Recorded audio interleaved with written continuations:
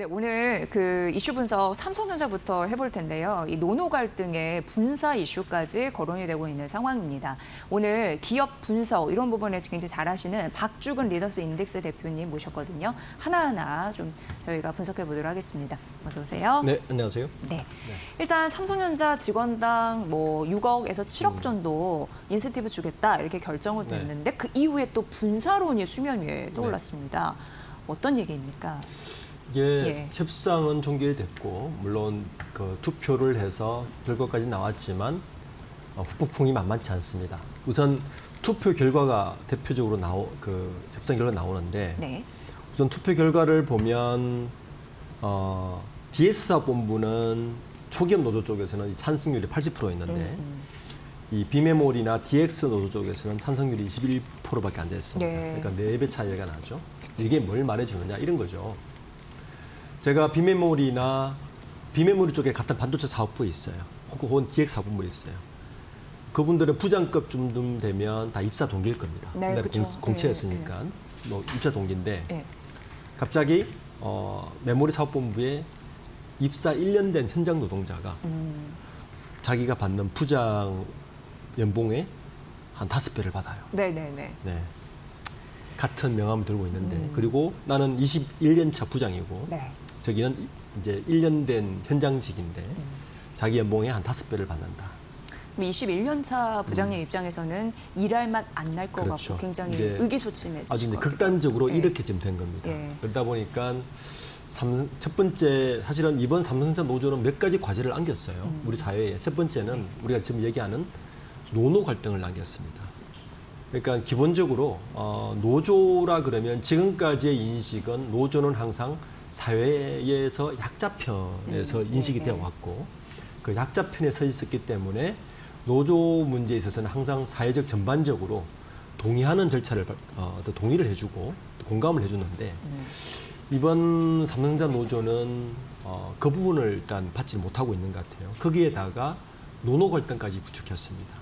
두 번째 당의 숙제는 뭐냐면 주주와의 갈등입니다. 일단 우리가 삼성전자는 기본적으로 1년에 배당을 4번 받습니다. 분기 배당을 하고 있는데요. 지금까지는 약 10조 원 정도 배당을 했는데 올해 배당률이 한 22조 정도 할 것 같아요. 작년보다 2배 정도 배당을 늘릴 것 같은데. 그런데 현재 협상 결과에 따르면 이 삼성전자 직원들에게 35조가 갑니다. 그러니까 배당금보다 많은 금을 가요. 그러면 어떤 문제가 생기느냐. 기본적으로 배당은 어떻게 가냐 하면 회계적으로 보면 우리가 영업이익이 남잖아요. 영업이익에서 기업이 영업이익이 난다고 다 끝나는 거 아닙니다. 여기에 법인세 22%를 냅니다. 근데 법인세가 얼마냐 하면 66조를 내요. 300조면 20%니까. 법인세를 내고 그러면 300조 영업이익 중에 240조가 남는 거죠. 그게 또 여러 가지 비용을 뺍니다. 단기 순이익이 남고요. 단기 순이익에서 우리가 배당을 결정을 합니다. 자, 그러면 주주 입장에서는 아직 비용 정산도 끝나지 않았는데 이걸 먼저 가져가? 그래서 이재명 대통령도 똑같은 얘기를 하는 거예요. 영업이익은 거기서부터 이제 우리가 세금을 매기기 시작하는데 그걸 여기 이제 가져가? 라는 문제. 그러니까 이 문제를 지금 사회에 숙제로 남겼고요. 자, 세 번째 문제는 뭐냐면 이 M% 영업이익에 대한 영업이익의 M%의 성과금이 전 산업 영역으로 지금 번지고 있다는 겁니다. 우선 이제 카카오톡이 지금 15%를 요구하고 있습니다. 물론 좀 결렬됐습니다.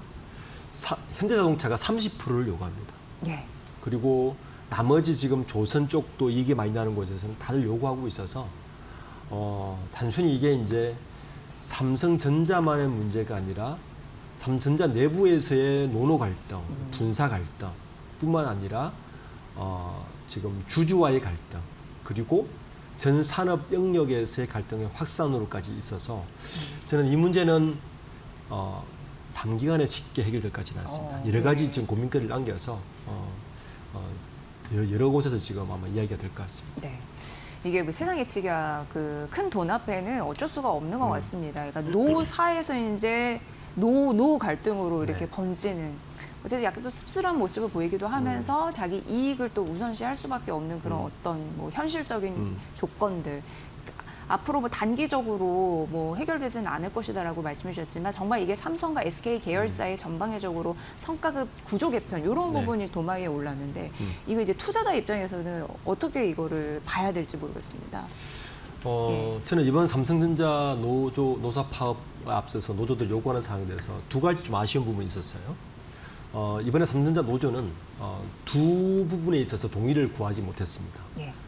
성과급 사실 좋습니다. 뭐 이익이 나면 성과급을 줘야죠. 그건 당연한 건데 그 성과급을 줄 때 기본적으로 본질적으로 가정해야 되는 게 있습니다. 동의를 구하려면 사측이나 주주들에게 어떤 동의를 구해야 되느냐. 과연 그 정도 성과급을 주면 이 기업이 더 밸류가 높아지고 이 기업이 더 지속 가능한 성장을 있을 수 있어? 이 성과급은 그런 촉진제 역할을 하는 게 맞아라고 했을 때 맞습니다라는 동의를 노조 쪽에서 설명을 해줘야 됩니다. 예를 들어서 30% 좋다 이겁니다. 10% 저는 20% 좋다 이겁니다. 대신 그 정도의 성과급을 줬을 때 과연 삼성전자 주가가 지금보다 2배 오를 거냐.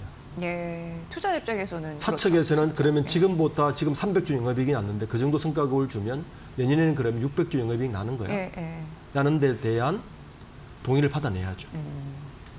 저는 그 동의를 구하지 못하고 M% 영업이익을 무작정 달라고 한다는 것은 이것은 이제 거의의 배를 가르는 것과 똑같습니다.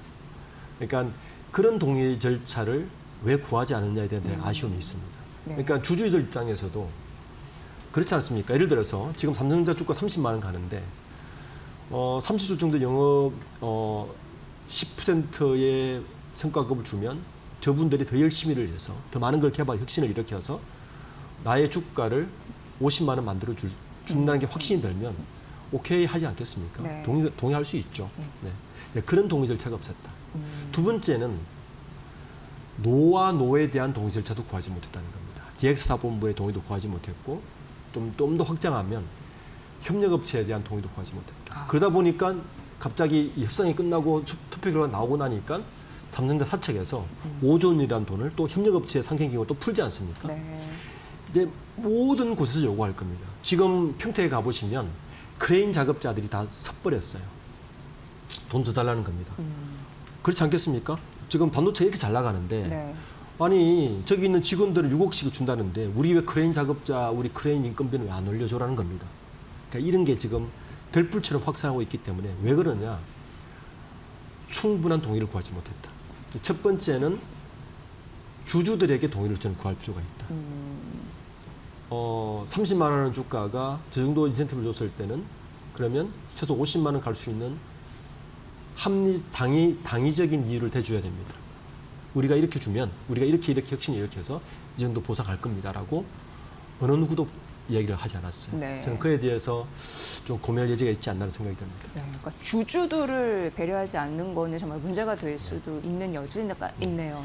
게다가 같이 일하는 일을 이제 동료라고 하면은 그에 대한 배려도 좀 없는 게 굉장히 아쉬운 부분이었다라고 네. 언급해 주셨는데 사실 이것은 국내뿐만 아니라 글로벌 전 세계가 이 삼성 노조, 노노 갈등을 주시하고 있을 것 같습니다.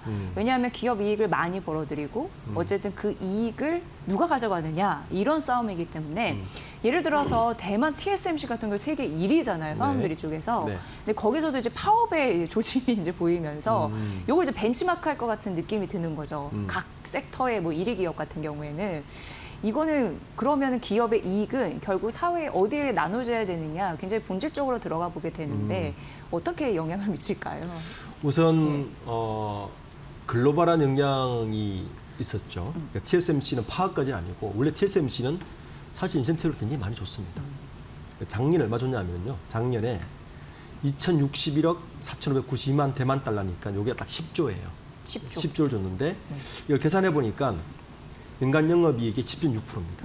그러니까 이번에 삼성전자 노조가 딱 요만큼을 요구한 것 같아요. 네. 아, TSMC를 보고. 예, 10.6%입니다. 예. 그리고 그 지금 표현을 삼성전자 영업이익의 10%라고 얘기를 하는데 저거는 그 10.5%에다가 OPI를 줬을 때인데 OPI를 빼고 나면 10.5%인데 이번 삼성전자 노조가 요구한 10.5%의 숫자에서 저는 0.5%를 되게 중시했습니다. 왜냐하면 이런 거예요. 삼성전자가 왜 반도체 사업부가 파업을 했느냐, 파업을 요구했느냐? 하이닉스에 지기 싫은 겁니다. 하이닉스가 10%를 줬거든요. 그러니까 우리의 엔지니어들의 자존심을 살려달라는 겁니다. 그게 0.5%예요. 그래서 숨어 있는 이유였거든요. 왜냐하면 그리고 TSMC에도 지기 싫었습니다. 그러니까 그게 10.5%예요. 그러니까 TSMC는 준 거 줬는데 이번에 삼성전자 노조 이렇게 타협되고 나서 TSMC의 대표가 그 웨이 의장이죠. 웨이 의장이 인사 담당자들과 만나서 이 문제를 급하게 논의했고 결국에는 30%를 올려버렸습니다. 자, 이렇게 되면 삼성전자는 올려주고 또 고민입니다. 왜냐하면 저는 SK 하이닉스는 TSMC가 올려줘도 별 고민 안 할 것 같아요. 근데 삼성전자는 또 다른 입장이에요. 왜냐하면 지금 삼성전자는 메모리 쪽은 득을 받는데 비메모리 쪽은 사실 10.5%를 다 못 받거든요. 근데 파운드리 쪽에 있는 그리고 시스템 LSI 사업부에 있는 사람들은 TSMC로의 러브콜을 되게 많이 받을 것 같습니다. 지금 이제 반도체가 어떻게 지금 변하고 있냐면요. 네. 지금 대만이 GTC를 하고 있지 않습니까? 최태원 회장이 만나잖아요. 엔비디아, TSMC, SK 하이닉스 3자 동맹이 강화될수록 끈끈하게 되는 요인 중에 하나가 삼성전자 때문입니다. 네. 지금 AI가 시장이 어떻게 바뀌냐면 기존에는 엔비디아가 CPU가 아닌 그러니까 GPU를 만들고 그리고 이 GPU가 들어가는 메모리를 HBM, 하이닉스, SK 하이닉스가 만들고 이거 파운드리를 엔비디아가 만들어서 들어가는 구조였는데 지금 에이전틱 AI 시대가 되면서 구글의 TPU 그리고 NPU 이런 것들이 들어서면 어떻게 시장이 바뀌냐면은 삼성전자가 훨씬 유리해집니다. 네. 왜냐하면 이때부터는 기판과 메모리와 시스템 LS와 모든 걸 설계할 수 있는 IDM 업체가 훨씬 강해지거든요. 종합반도체. 종합반도체니까. 지금 시장은 그렇게 바뀌고 있기 때문에 사실 삼성전자 입장에서는 새로운 기회가 왔습니다. 이 시장 자체가. 그런데 이런 시장이 되다 보니까 TSMC나 엔비디아 입장에서는 삼성전자에 있는 이 사람들은 메모리와 같이 협업해서 일을 해본 사람들이잖아요. 이 사람들 인력이 훨씬 탐날 겁니다. 지금 TSMC가 원래 30%의 성과급을 올려주면 오히려 지금 삼성전자 비메모리 쪽에 사람들이 스카우트 경쟁이 일어나지 않을까라는 것도 조심스럽게 걱정을 해봅니다. 그래서 네. 저는 단순히 TSMC가 삼성전자가 이번에 노조 파업 때문에 성과급 올려줬으니 저기도 성과급 올려주냐의 문제가 아니라 시장의 흐름이 그렇게 가고 있기 때문에 오히려 저는 삼성전자가 이번 노조의 요구사항을 들어주고도 인력을 뺏길 가능성이 되게 높아졌다. 저는 이 부분도 좀 짚고 넘어가야 되는 것 같습니다. 이게 너무나 이제 AI 반도체 시대 이런 부분이 더 세질 것으로 보이니까 인력 젠탈 정도 무시 못하는데 그런 싸움까지 또 생각을 해야 되겠네요. 당연하죠. 예를 들어서 지금 메모리 쪽은 6억을 받거든요. 비메모리 쪽은 이거 계산해 보면 한 1억 2천이, 4천, 5천이. 둘이 비교하면 좀. 근데 그것도 한 번에 주는 게 아니라 3년에 나눠줍니다. 그러니까 주식으로 주는 거니까요. 그런데 TSMC 쪽에서 한 2억 정도 우리가 성과급 줄 건데 현금으로 괜히 유혹되지 않겠습니까? 네. 그리고 향후에 AI 시대, AI의 변화를 보면 제가 볼 때는 시스템 LSI나 이 패키징 쪽 인력이 훨씬 중요해집니다. 굉장히 아마 매력적일 겁니다. 이 이슈는 언제 들어도 그리고 추가적으로 또 발생해도 굉장히 핫하고 혹한 이슈가 아닌가 이런 생각이 듭니다.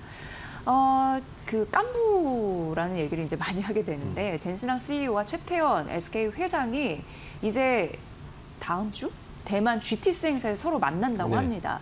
우리 입장에서는 그 투자자 입장에서는 실익을 좀 챙겨가야 될 텐데 뭐 어떤 얘기들이 오고 가고 투자 전략 포인트 어떻게 좀 세워보면 좋을까요?